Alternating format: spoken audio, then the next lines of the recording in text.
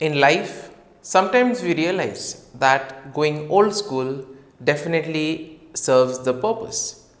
And even though we have many modern techniques, though we rely so much on technology, sometimes going back to our own instincts and going back to our skills of natural observation helps us to collect a lot of information. Let us illustrate this with an example. Now, the weather apps may tell us when it is going to rain or how much millimeters the rain will be. But if we want to find out how hard it is raining, we see that normally you would stretch out your hand and try to feel the rain on your fingers or on your hand. And in this way, you will be able to tell how hard it is raining. And now we see that all of us have got this sense of being able to use our natural observational skills in order to find information or in order to gain access to new knowledge. But we see that we rarely use these senses or these skills. Now, this is exactly what Jesus will try to address in today's gospel passage, where he tells the people that you have all the skills in order to look and observe at what you have been doing, but still you do not use these skills. More of that will deal when we look at today's gospel passage. But in today's first reading, we see that Saint Paul will tell the people of Ephesia that they need to go back and live like the early Christians. They need to live by keeping the unity of the Spirit. They need to be united and together work as one community. And as we read today's first reading, we see that St. Paul will call them to live a life worthy of the calling you have received. What is this calling that St. Paul is referring to? Well, let's find that out during today's episode of Tea Time with the Word.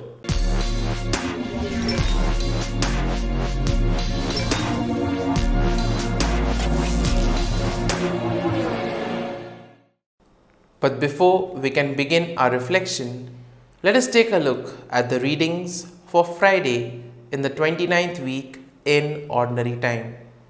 Today's first reading is from the letter to the Ephesians, chapter 4, verses 1 to 6.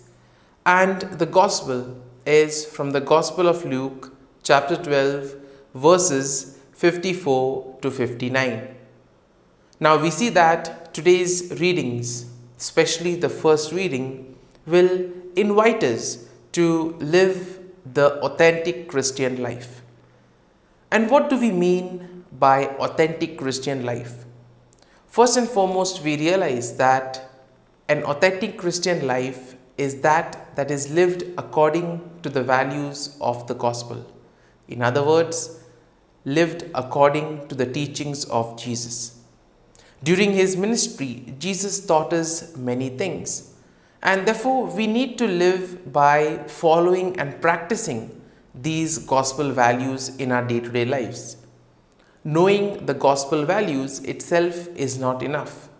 It is only when we put them into practice, when we internalize them, when we make them part of our own, then we can truly say that we have imbibed or we have truly lived the authentic Christian life. Now, in today's first reading, we see that St. Paul will tell the people of Ephesia that the Christian life means to live by faith. And therefore, it is by faith that one enters into Christian life. And St. Paul will ask the people of Ephesia, and at the same time, he also asks each and every one of us to lead a life worthy of the calling they have received. Now, what is this calling and what does it mean to live a life worthy of the calling? Well, we see that each one of us have been given various responsibilities. We have received various talents in life. And therefore, what it means is that we need to live our lives to the fullest by using our talents, using the resources that we have in order to praise God, in order to spread the gospel values, and at the same time by making a difference in the lives of others. Only when we are able to use our talents for these good purposes, then the whole message of the kingdom of God is fulfilled. And that is what St. Paul exactly tries to say. He says that we are all called to live a life that is based on the teaching of Christ. Now, at the same time, he also reminds the people of Ephesia that they are all part of the body of Christ, and therefore they must do all that they can in order to strengthen and to build up the unity of that body. Now, we see that during those times, because of the question of circumcision and the entry of the Gentiles, there was a kind of a divide that was slowly creeping in the Christian communities. And St. Paul is trying to address this issue as well. And he's trying to tell the people that whatever may be the situation, whatever may be the problem that they face, they need to be united. Because only when they are united can they work as one community, they can work as one family. And by doing so, they can truly achieve the purpose of their calling.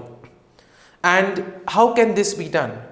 This can be done through love, through perseverance, through patience, through humility and simplicity.